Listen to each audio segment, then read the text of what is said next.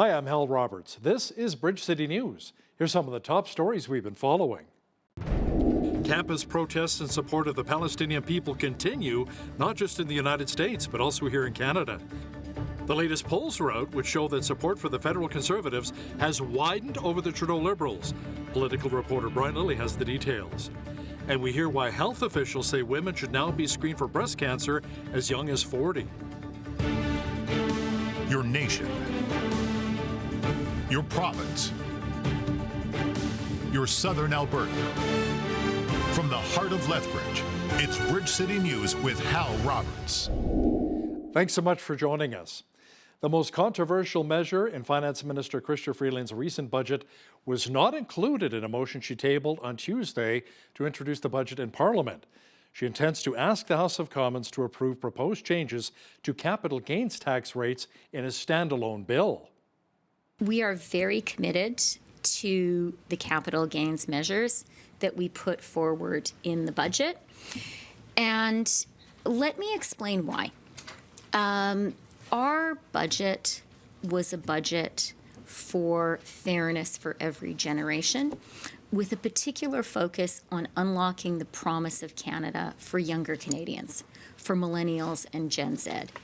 And we recognize that we have to make significant investments in order to do that. The changes are expected to raise more than $19 billion over the next 5 years to help pay for new spending on everything from housing to national defense. Federal Conservative leader Pierre Poilievre was kicked out of the House of Commons today. Poilievre called Prime Minister Justin Trudeau a, quote, wacko over his drug policy in British Columbia, and that apparently did not sit well with Liberal House leader Greg Fergus. 22 British Columbians have died of drug overdoses, but he continues to allow those drugs to kill the people in our hospitals and on our public transit. When will we put an end to this wacko policy by this wacko Prime Minister? No. I'm going to ask the Honourable Leader of the Opposition to withdraw that term, which is not considered parliamentary. Mr. Speaker, I replace wacko with extremist. He is an The honourable member to please withdraw that comment and simply withdraw that comment. I simply withdraw and replace with the aforementioned adjective.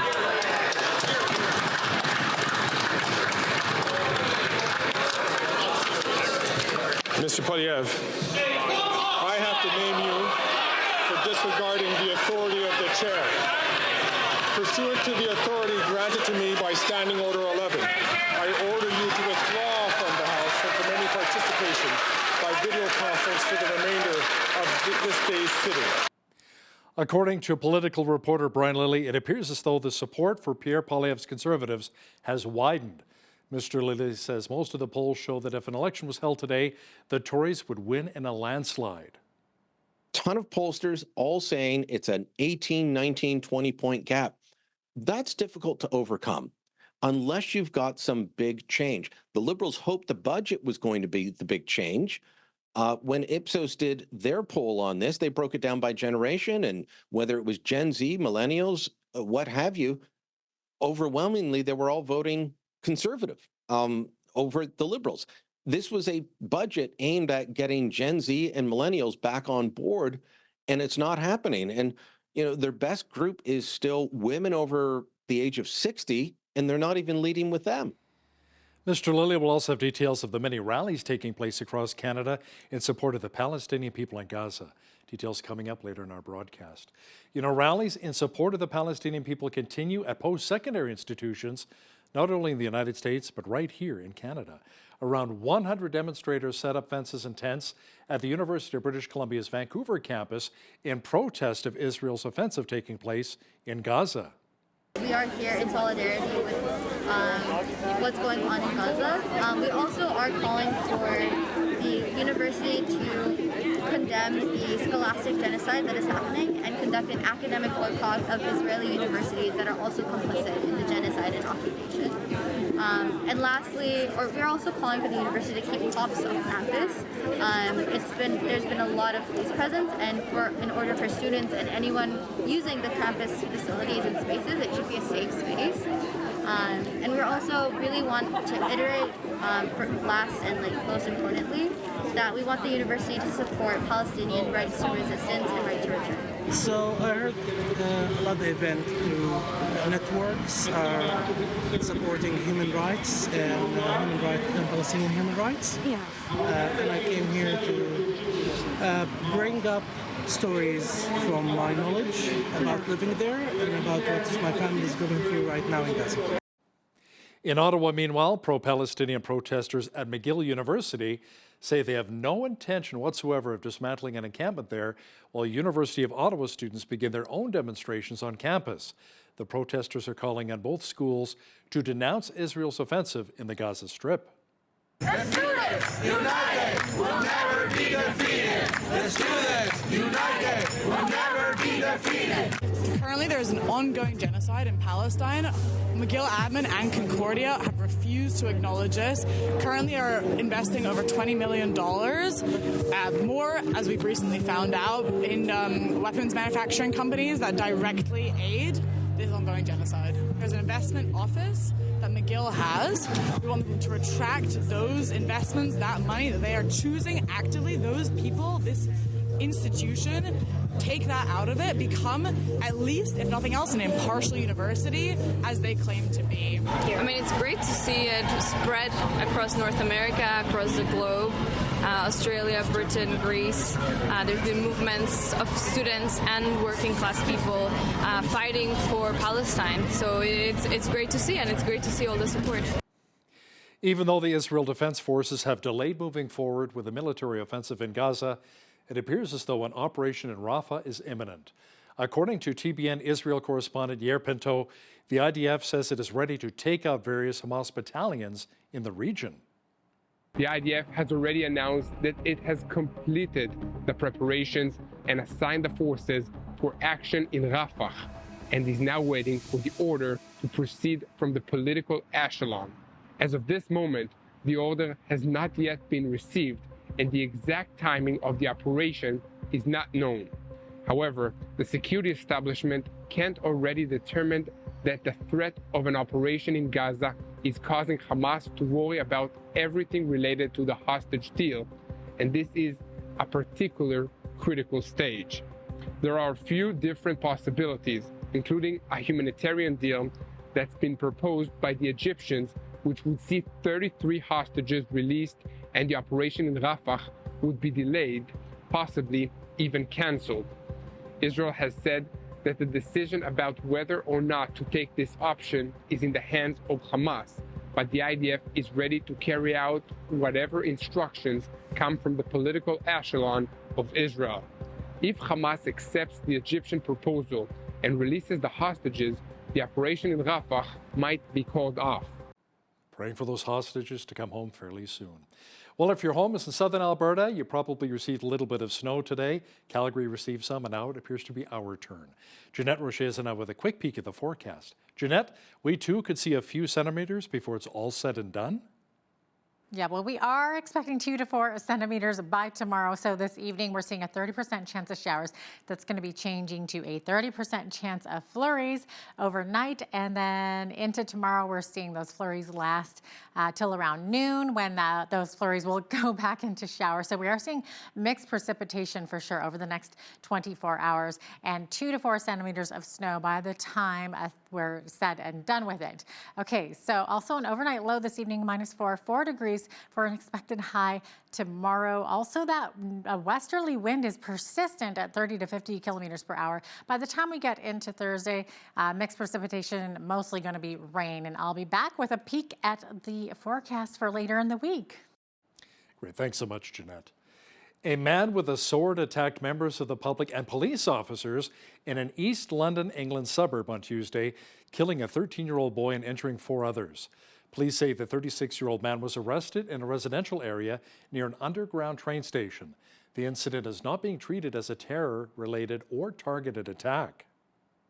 It is with great sadness that I confirm that one of those injured in the incident, a 13-year-old boy, has died from their injuries. He was taken to hospital after being stabbed and sadly died a short while after. Very sad indeed. Health officials now say that regular mammograms to screen for breast cancer should begin at the age of 40. The U.S. Preventive Services Task Force announced the updated guidance on Tuesday. In 2016, we recommended that women could start mammographic screening every other year between 40 and age 50. We recommended that all women start screening every other year, at the latest at age 50 to age 74. In 2024, our new recommendation has shifted to recommending that all women be screened every other year, starting at age 40, to help them live longer, healthier lives.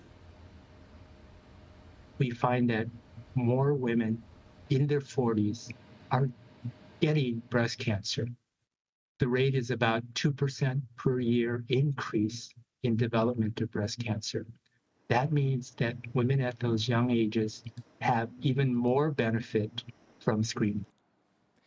The Alberta government says it will invest an additional $10 million over the next few years to support those who are victims of sexual violence. May is Sexual Violence Awareness Month, and government officials say 1.8 million Albertans have experienced some form of sexual violence in their lifetime. They say victims of sexual violence should be able to access the help they need when they need it. So 15 sexual assault centers across Alberta will receive a financial boost. Survivors should be able to access the critical supports and compassionate care that they need when they need it. And that's why I'm so proud to announce that we're delivering on our commitment to provide sexual assault centers an additional $10 million over 3 years. This includes $3 million to be rolled out this year, bringing our total annual investment in sexual assault centers to nearly $17 million. Centers will also receive another $3 million in 2025-26 and $4 million in 26 and 27 to ensure that they can continue their critical work to support and empower survivors, no matter where they are in their healing journey. Survivors of all ages and genders can turn to sexual assault centers for crisis intervention, counseling, safety, and educational supports. The soon-to-open Trans Mountain Pipeline expansion is bringing hope to the city of Fort McMurray. Local government officials say the pipeline will help the oil sands industry achieve record output this year, which is good for the local economy. I think people come here for economic opportunity, and people stay here because of the quality of life that we have and the opportunities available. What supports the oil sands supports our economy here locally, and there's a level of optimism that exists in the community today. We're seeing new investment come to our region. We're seeing new businesses open. We're seeing people come to our region, and that is an exciting, optimistic experience that we're seeing right now. We are a very close-knit community, and we're a very resilient community. We've been through a lot, and we continue to be resilient through all of that. We have seen a lot of changes over the last 10 years. We're a very balanced community. We have all of the infrastructure in place. We can accommodate new growth. We're seeing new investment. We're seeing people come to our region, and we have support available, and our industry producers are very much corporate citizens in this region, and so we're very optimistic, and we want to support the development and future growth of our oil sands. The province announced that the world's top divers and coaches will be arriving soon in Calgary for the Canada Cup of Diving. The 4-day event, which will begin on Thursday, is expected to inject around $1 million into the Calgary economy. The 2024 Canada Cup of Diving is a World Aquatics International competition that showcases 70 of the world's best divers. Officials say 14 nations will be coming to Alberta to compete. Team Canada will consist of 15 members competing in events such as men's and women's 3-meter springboard, 10-meter platform, and platform synchro. Now, the last time the Stampede City hosted an international diving event was back in 2022 for the Diving Grand Prix. Lethbridge police are asking for the public's help in regard to an ongoing investigation in which a senior was kidnapped and robbed at her Southside home. The incident occurred on April 23rd of last year when a suspect broke into the 72-year-old woman's house in the 2000 block of South Parkside Drive, forcing her to the ground and demanded cash from her. He then forced her into her vehicle and made her drive to her bank to withdraw an undisclosed amount of cash. The victim drove back to her home, and the man then threatened to hurt her or family if she called police. He then made kind of an odd request, asking the victim for paprika and then chili powder, which was found sprinkled on her driveway. The man is being described as 5'9", average build, in his late 20s or 30s, wearing black clothing, gloves, and a face covering. If you can help police with their investigation, you're asked to call Crime Stoppers right away at 1-800-222-TIPS or 1-800-222-8477. Food scarcity is a growing issue across the country, and southern Alberta is no exception. Mac Nickel with the Lethbridge Food Bank says the issues they're experiencing right now are kind of a double-edged sword: limited supply and increasing demand. Over the last 2 or so years, it's consistently every month more than the month before, and it doesn't seem like it's slowing down. So on the client side, we're really spiking in use. Because of that, we're going through food faster than we ever have. The other downside is that a lot of the people that were donating food to us are now in positions where they're just trying to take care of themselves, and the cost is too much and are unable to help us any longer. According to Food Banks Alberta, there's been an increase in food bank usage by 73% over the last 5 years. Well, we had some snow mixed with rain earlier today across much of southwestern Alberta, and that trend will continue for the short term. A full look at the weather picture is coming up.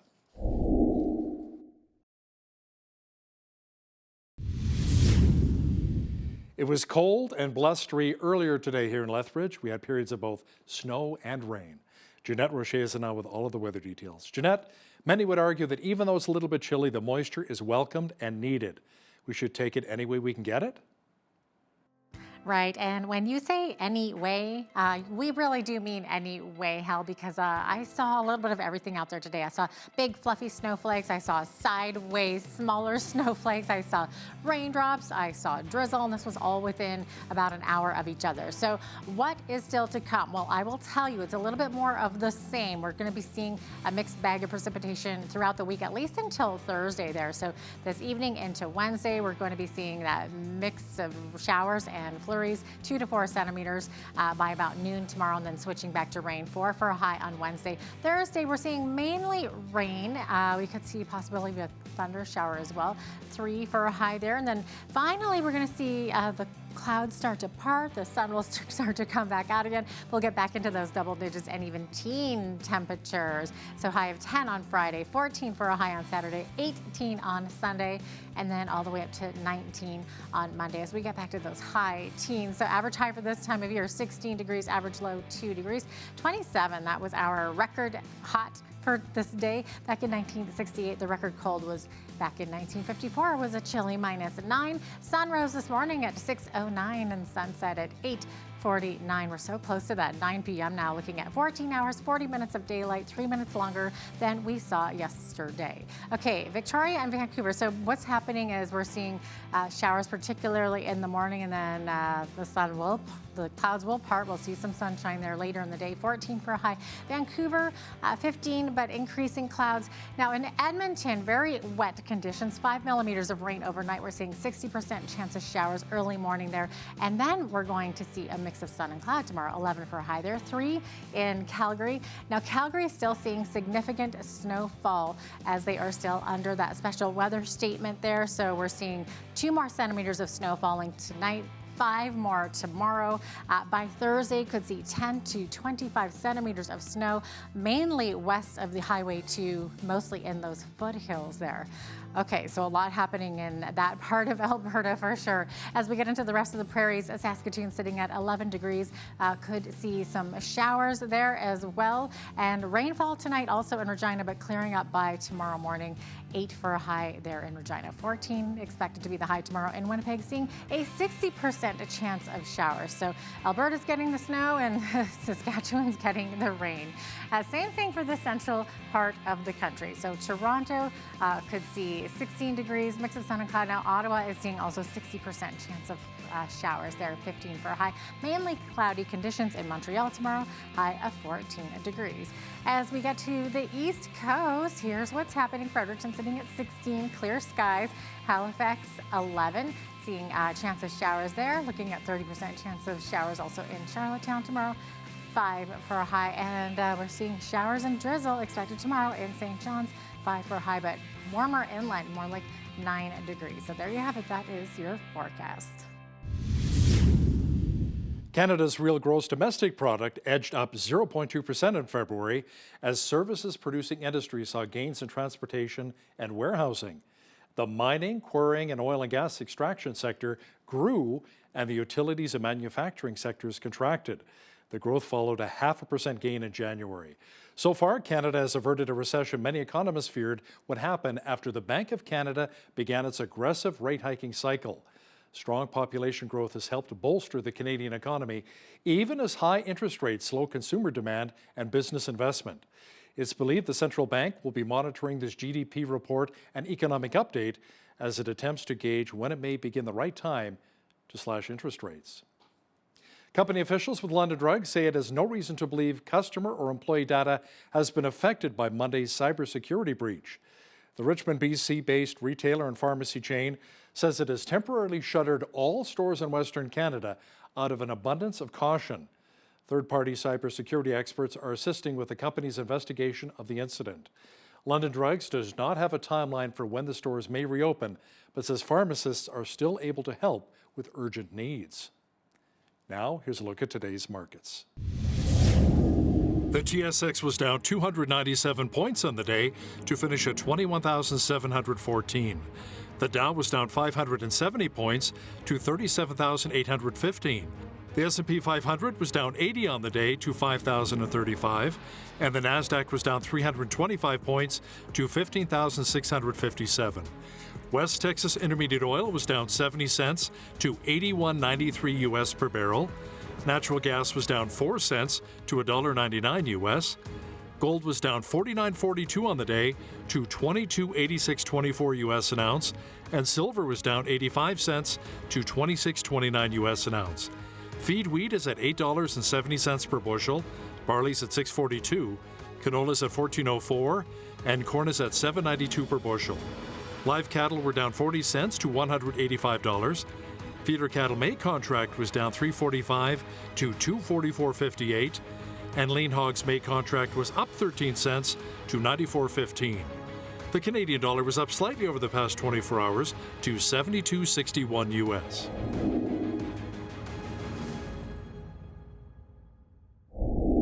Recapping one of our top stories, the Alberta government says it will invest an additional $10 million over the next 3 years to support those who are victims of sexual violence.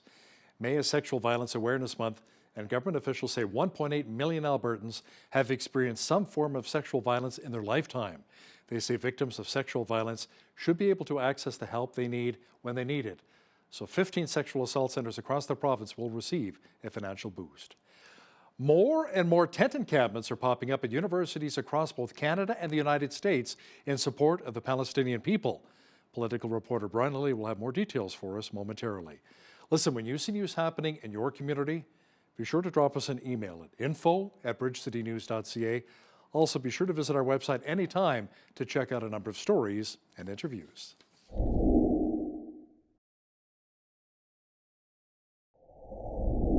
Federal Conservative leader Pierre Poilievre has taken on the Trudeau government over the issue of drug decriminalization after British Columbia said they want to at least partially reverse course. Now, to discuss this in more detail is political reporter and Sun columnist Brian Lilly, who joins us once again from the Big Smoke. Brian, what's the reaction of the Trudeau government? Could the Liberals reverse course or maybe double down on some of these drugs? My worry is that they're going to double down and even expand this to Toronto. So British Columbia put in an application to Health Canada in 2022 asking for a full decriminalization of all hard drugs. So methamphetamines, fentanyl, crack, cocaine, heroin, didn't matter. You could do these drugs. You could have, I believe it's up to 2.5 grams for personal use. You could not be charged. Now, for the most part, police aren't charging individuals with simple possession anymore, even for hard drugs. Not just, they long ago gave up charging people for simple possession on marijuana even before it was legalized. They've also given up on charging people for simple possession of harder drugs. But by decriminalizing it, what you ended up having happen was that people were openly using their crack pipe or shooting opioids into their arms in children's play parks, on public transit, on the SkyTrain, on street corners, and police could not do anything about it. It was legal. And this led to all kinds of mayhem, and this is what British Columbia wants to roll back. Remember, it's an NDP government in British Columbia, and they asked the Trudeau government, hey, can we fix this? They don't want to go back to a full recriminalization of these hard drugs. What they're asking for is that it be criminalized again in everywhere but, for example, homes or shelters, safe consumption sites, as they're called, those sorts of places. And the Trudeau government won't even commit to that. They've been asked multiple times since this became an issue, and they won't commit. You can be sure that the government of Premier David Eby raised this with them before he went public. He didn't just come out on a Friday afternoon and say, hey, we need this. He'd been asking for this ahead of time. The Trudeau government was unresponsive. Mental Health and Addictions Minister Yara Sachs, who's a Toronto MP, you'll find out why that's important in a moment. She was asked about this and said, well, we're 1 year into a 3-year pilot project and we're still evaluating. Now, why is the fact that Sachs is a Toronto MP important? Because Toronto has a similar proposal before Health Canada that would say it's only illegal to use these hard drugs inside childcare centers, K-12 schools, and airports, meaning you're at the park pushing your kid on a swing, somebody wants to sit down next to you and smoke their crack pipe, that's completely legal. Police cannot do anything about it. That has people worried, or at least it has regular people worried, but the Trudeau Liberals have said, we're still reviewing the application. Toronto Mayor Olivia Chow, long affiliated with the NDP, still supports it. The public health officers support it. And Hal, I don't know why, because when you look at the numbers, what do they tell us this is for? This is to reduce the number of overdose deaths. It hasn't happened. In fact, last year in British Columbia, it was a record year, up 161 to 2,546 drug overdose deaths last year. That's not a success story. Yeah. So, Brian, how would this actually work in a city like Toronto? I mean, Ontario Premier Doug Ford has said repeatedly he rejects drug decriminalization. But as you mentioned, Olivia Chow, NDP mayor, and local Liberal MPs support it. So how would it work if drugs are legal on one side of the street but not on the other? Well, that's an important point because, this is a metropolis area. You don't have, a no man's land between Toronto and Mississauga or Toronto and Pickering or York Region to the north. You cross the street and you're in a different jurisdiction. This is going to be chaos. It's going to have an impact on these areas that have not asked for this. And we've talked about this before. I think it was just last week. We talked about the importance of provincial and federal jurisdiction and government staying within their lanes. Well, if a province is going to say no to something, the federal government should listen to that province. But Justin Trudeau, he's been asked about all the areas he's invading provincial jurisdiction, which is annoying. Alberta Premier Danielle Smith. It's annoying. Quebec Premier Francois Legault. It is, a real problem. But Trudeau just sees himself as he can do whatever he wants in whatever jurisdiction. And so Doug Ford says, no, we don't want this here. But all but one MP in Toronto is a Liberal. And the mayor is NDP, and she wants this. They're still pushing for it. So there's a good chance that we could see all kinds of chaos as a result of this. Brian, federal Conservative leader Pierre Poilievre says he'll use the notwithstanding clause to lock up dangerous criminals regardless of what the courts say. Let me ask you something. Is this the best approach should he become prime minister? I think it's becoming an approach that he has to take because our courts are increasingly going well beyond areas that they should. I can point to the case in Alberta. I'd have to look it up again. I think it may have even been in your town of Lethbridge, where a guy was charged with pointing a firearm, discharging a firearm.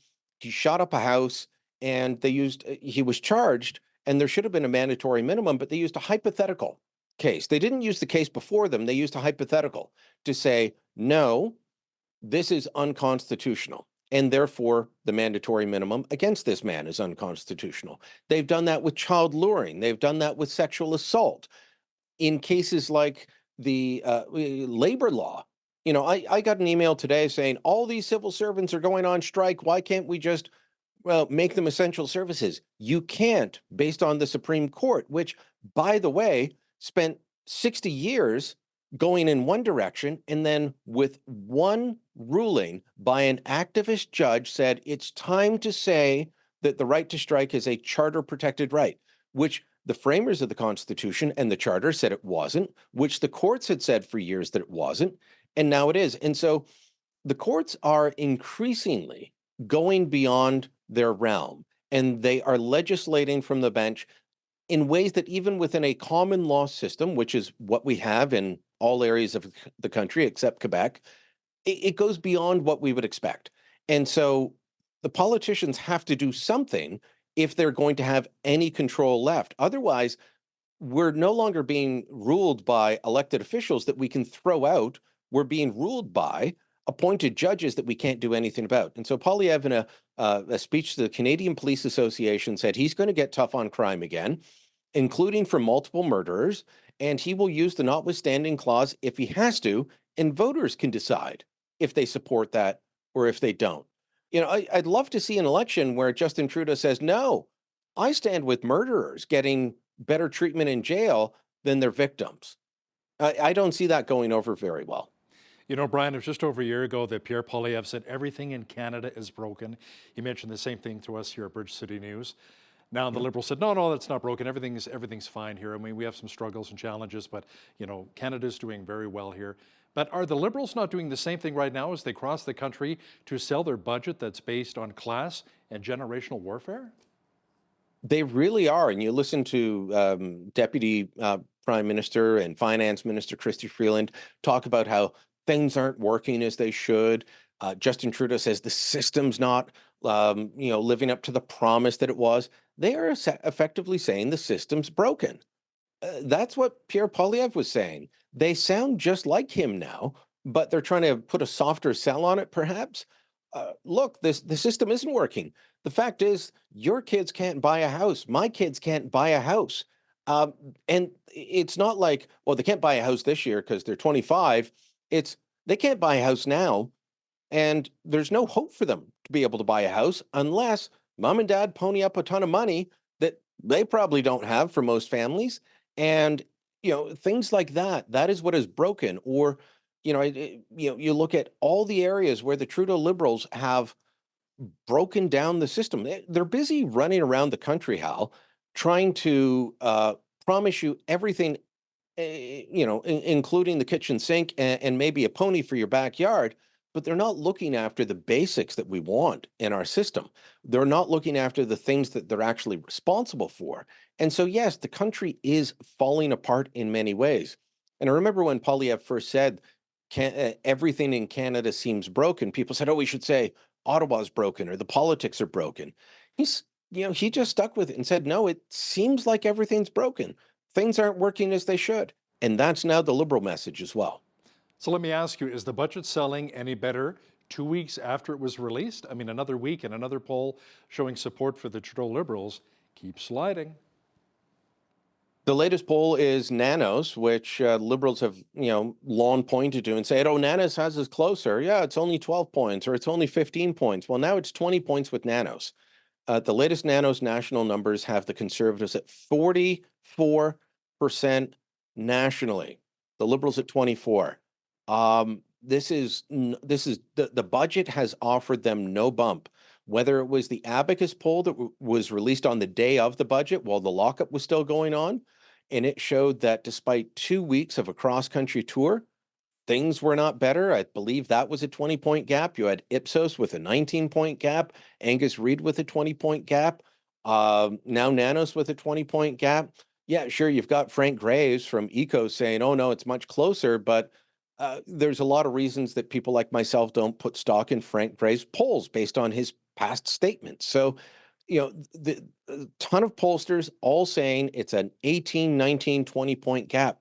That's difficult to overcome unless you've got some big change. The Liberals hoped the budget was going to be the big change. When Ipsos did their poll on this, they broke it down by generation, and whether it was Gen Z, millennials, what have you, overwhelmingly, they were all voting Conservative over the Liberals. This was a budget aimed at getting Gen Z and millennials back on board, and it's not happening. And, their best group is still women over the age of 60, and they're not even leading with them. Now, you recently wrote an article published across the country detailing how the Trudeau government has failed to deliver, Brian. Now, one area you looked at specifically was the dental program. But let me ask you something. How is not delivering dental, especially for Canadian seniors, a good thing? Well, if you're going to design a program to deliver dental care, you might want to talk to dentists before launching it. And the Trudeau government didn't. So they built this program and they signed up. The last number I heard how was 1.6 million seniors. And a lot of them women over the age of 60, that core group for the Liberals. And now they're not delivering. And this is a theme I keep coming back to, whether it's housing, whether it's the gun ban and the so-called gun buyback program. That's not delivering on that. They're not delivering on housing. And on dental, they promised a dental care program. First off, they're making it sound like it's free. It's not. There's a copay that depends on your income. The government's not talking about that. They're just making it sound like, oh, Hal, go to the dentist. It'll be free for you. Well, okay, that's going to be your first disappointment. Then you're going to go to your dentist and find out that for the most part, your dentist probably has not signed up for it because the majority of dentists are saying no to this. The Canadian Dental Association is not opposed to this program. They're not fighting it, but they're fighting the program design and saying, the way you've designed this program doesn't work for us. It doesn't work for patients. You got to fix it. There are currently private dental programs that work. There are public ones. Alberta has one. Ontario has one. BC has, every province has a dental program. Do you think the federal government spoke to the dentists or the private sector insurance companies or the provinces before launching their program? No. I mean, the easiest thing for them to have done would have been to go to Alberta Premier Danielle Smith and Ontario Premier Doug Ford and all the others and say, you've got a dental program for low-income people in your province. We want to help seniors.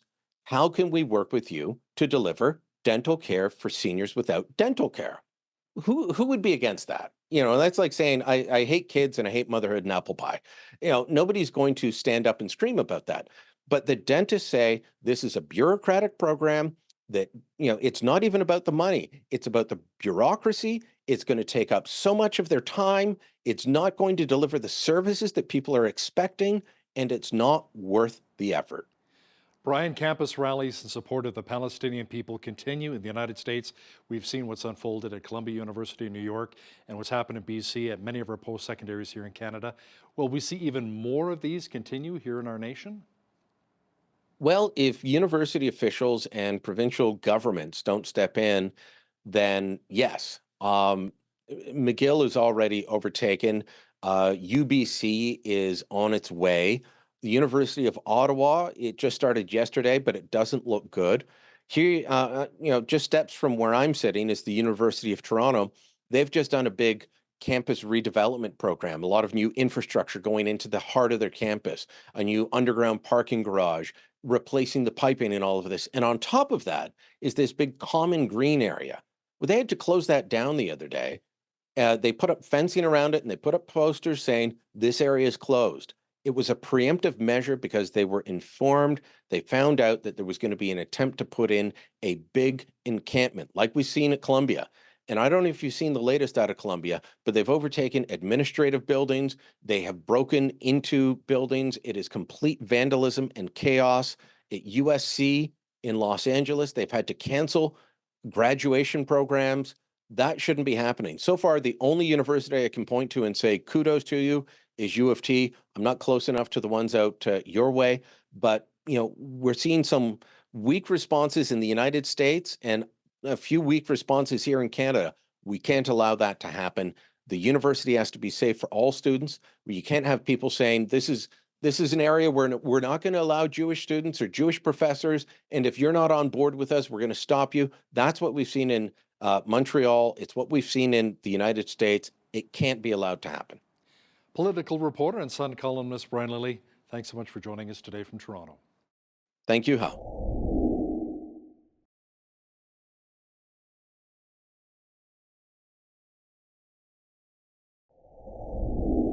Well, now that spring has arrived, we're seeing motorcycles on the roads once again, and we probably all need a little reminder to drive more cautiously, watching out for those bikers. Joining us from, actually, he's out on Highway 3 right now, and he's not in his motorcycle or on his motorcycle. He's in a truck, but he's here to talk to us today about motorcycle safety and awareness. It's Dallas Hardy, who is the president of Southern Alberta Bikers.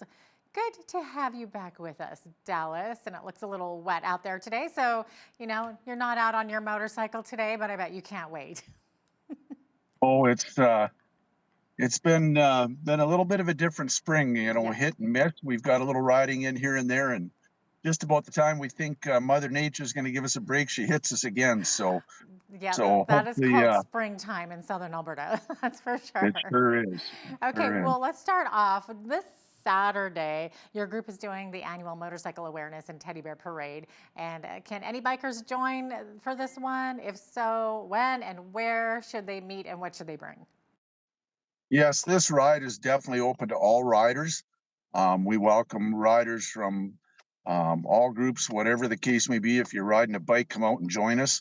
We'll be getting together Saturday morning at 8 o'clock at Honker's Pub. Vicky and the crew there will be putting on breakfast for us from 8 till 9:30. And then at 9:30, we'll start forming up the parade and getting our blockers in place. And at 10 o'clock, we're going to take off on our parade through town. We'll actually be going straight north of Honkers up to 26th Avenue North. And we'll be going west on 26th Avenue over to 13th Street.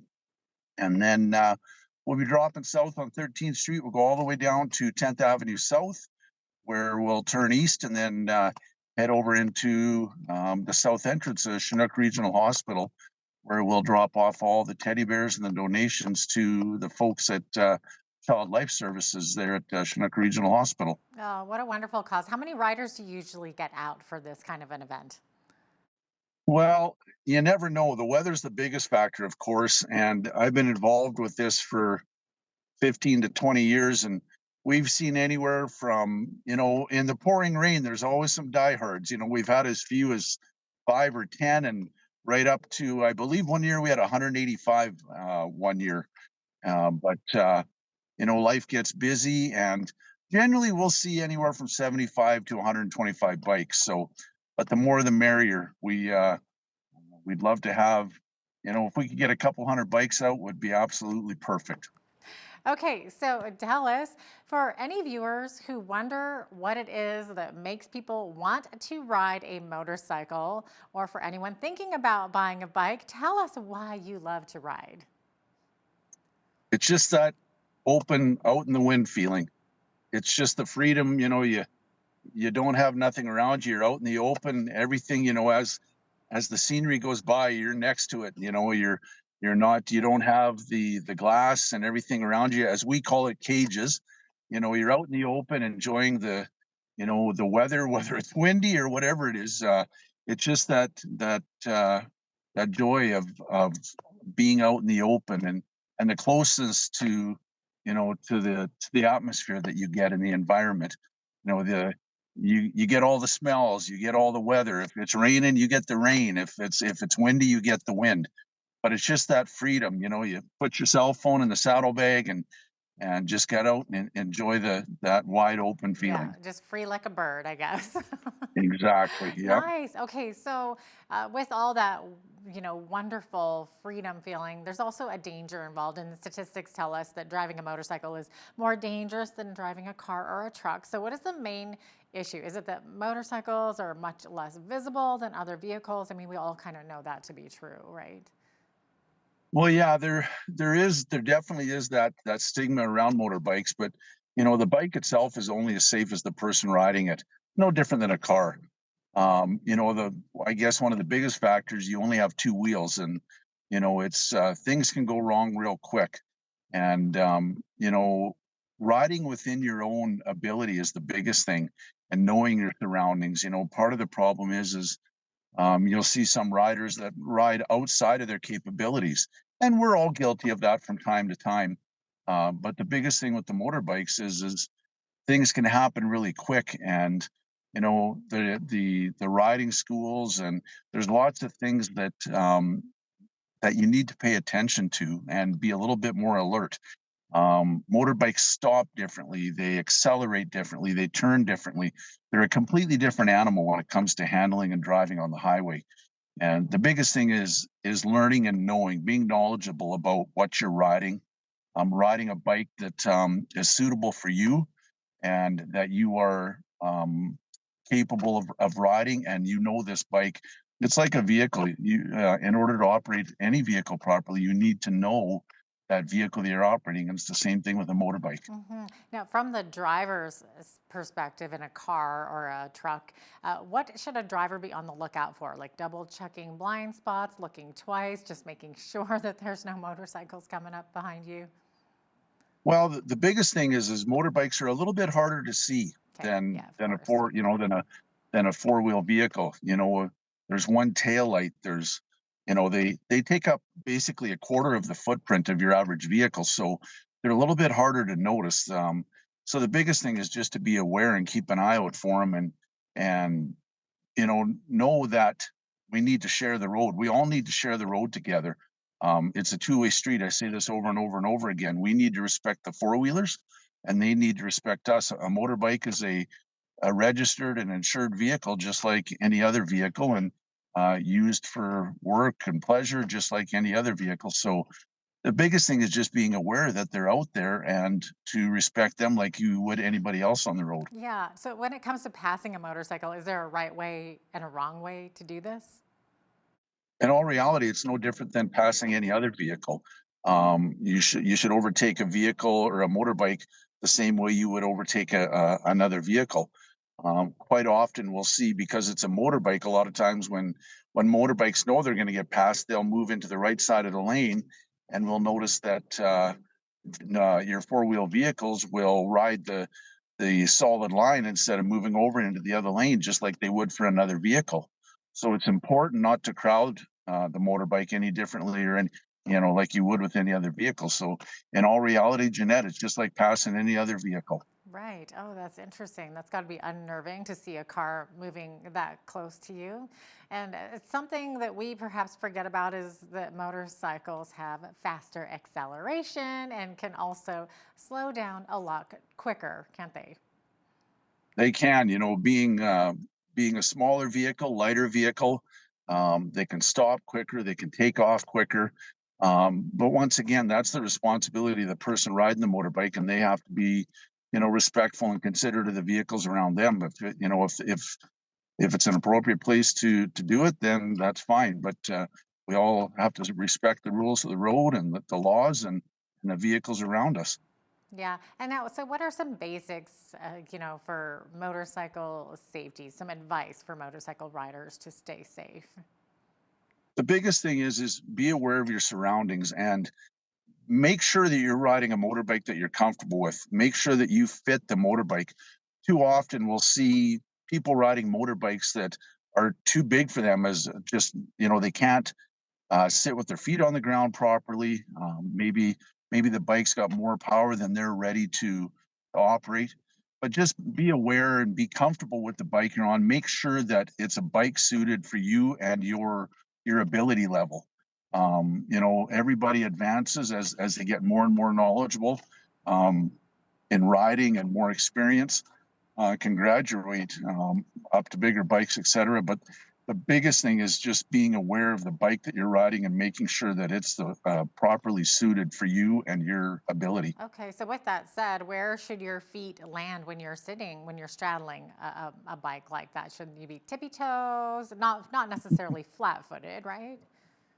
Well, it all depends who you talk to, Jeanette. There's different rules of thumb. Some people say as long as you can support the bike upright, your feet don't have to be flat-footed. I know myself, unless I can sit on a bike flat-footed, I'm not comfortable. In a situation, if you're on uneven ground and whatnot, you need to be able to support that bike and whatnot. There's different people, different riders, different schools will tell you different things. And I'm not going to sit here and tell anybody what's right or wrong. You have to be able to do what's comfortable for you and feel comfortable and confident. Like I said, for me, I like to be able to sit when I'm stopped, I like to be able to be flat-footed. That's just my comfort zone. Some people don't mind if they're, if they're on their tippy toes a little bit. And if you're a shorter person, sometimes it's hard to find a bike that you can sit flat-footed on. A lot of people put lowering kits on motorbikes to get the seat position lower. But the biggest thing is, once again, is just whatever you're comfortable with, and to know that you can handle that bike regardless of what the situation is. Yeah, no, good advice there. What about roads that have sand and gravel on them, or bumpy roads with potholes? Any advice for riding over that? This again just goes right back to experience and confidence. You know, I grew up on a farm. I grew up riding on gravel roads. I never rode a paved road on a motorbike until I was over 18 years old. So I'm comfortable on gravel because that's what I grew up on.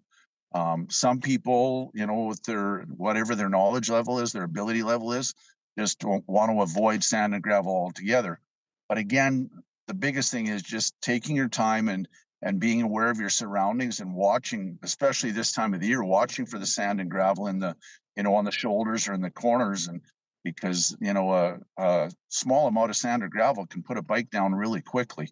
So, just taking your time, take it slow, just be aware and always be looking around and seeing what your surroundings are. Yeah, no, exactly. And then what about conditions that are similar to right outside of your truck there? We're looking at kind of wet, foggy, icky conditions.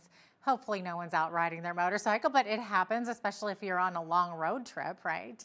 You can't predict. Well, yeah, always. the elements. I mean, you're going to run into them if you enjoy long haul and riding long trips, you're going to run into the elements. Once again, this just goes back to experience and confidence. If you're comfortable riding in the rain, there's the proper gear, and as long as your bike is equipped, windshield, proper tires, good tires. Riding in the rain isn't an issue as long as you're equipped properly and confident and knowledgeable and comfortable in the atmosphere and the surroundings you're riding in. Having said that, there is a limit. I mean, you got to know what your limits are. When it gets to that point where you're not feeling confident and safe anymore, maybe it's time to pull over. But with the proper equipment, the proper equipment on your bike, the proper gear for the rider to wear, you can ride in the weather regardless of what it is. Yeah. What about night riding? That likely presents a few more challenges. Night riding is definitely an individual thing. For the most part, we try to stay away from it. Sometimes it's inevitable, though. Biggest thing here again is your motorcycle equipment. Having the proper lighting, the proper eyewear for the rider at night, and just being aware of where you're at, because night riding in the prairies can be completely different than night riding in the mountains. So, you just got to assess the situation where you're at. You got to look ahead and think about what you're riding into. And sometimes it's inevitable. Sometimes it has to be done. I've ridden a lot of miles in the dark. Most of the times you slow down and you're just a lot more alert and a lot more aware. Yeah, exactly. Of course, we are living in the times right now where EVs are becoming the talk everywhere. So now there are electric motorcycles and scooters out there. So one disadvantage is that they're not only hard to see, but they're also hard to hear, as is any EV. So any thoughts on this? Well, you saying it the way you did just makes me think of the old adage, loud pipe saves lives, right? Part of the reason motorbikes, have loud mufflers or loud pipes on them is, to catch people's attention. The EVs, like you said, don't do that. They all have their place. Not for me. Some people love them. A lot of the manufacturers are looking at them and building them right now. I'm not sure how well they're really taking off, but completely different approach when it comes to riding again. So I'm sure as time goes on, they'll be more and more prevalent. And I've actually heard of accessories that you can get to make them sound louder and sound like a motorbike with Like an a actual regular one. carbureted engine on it. So it's it'll be interesting to see how the EV world affects the And motorcycle evolves industry. into that, that's for sure. Yes. Okay, so really quickly, because we're almost out of time here, what would you say to a viewer who would like to take up motorcycling? How do you get started? Who should you talk to? Find a friend. Find a friend that's got a motorbike, or, come out to one of our events and wander around, look at the bikes, talk to people. If you've never been on a bike and you want to jump on the back, there's always somebody that'll let you jump on the back seat and go for a little ride. And before you jump in, make sure you know that you're confident that's what you want to do. Um, like I said, come out to one of our events. There's events in Lethbridge. There's multiple motorcycle clubs in Lethbridge that are doing different events every night of the week. There's always somebody going for a ride. But find a friend that's got a friend, or find somebody that's got a motorbike. Talk to them about it. Go for a ride and decide what direction you want to go. Okay, great. Some good advice there, Dallas. Thanks so much for being with us today. Really appreciate having you on. Thank you, Janet. We appreciate your time, and just hope all the riders have a great riding season, and we look forward to seeing a bunch of them out this weekend. Yeah, and stay safe for sure. Dallas Hardy is the president of Southern Alberta Bikers. I'm Jeanette Roche on behalf of all of us here at Bridge City News. Thanks so much for watching.